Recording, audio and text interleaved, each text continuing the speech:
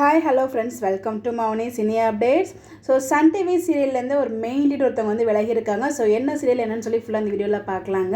So நம்ம Sun டிவியில் நான் ப்ரைம் டைமில் போயிட்டுருக்க புன்னகை பூவே அப்படிங்கிற ஒரு சீரியலில் கலைவாணி அப்படிங்கிற ஒரு கேரக்டரில் மெயின் லீடை வந்து ஆக்ட்ரஸ் சைத்ரா வந்து பண்ணியிருக்காங்க.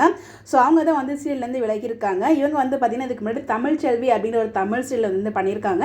அதுக்கப்புறம் எனக்கு தெரிஞ்சு இந்த ஒரு சீரியல் வந்து கமிட் ஆகியிருக்காங்க தமிழில். கலைவாணி அப்படிங்கிற ஒரு கேரக்டர் ரொம்பவே சூப்பராக தான் வந்து ஆக்ட் பண்ணிகிட்ருக்காங்க.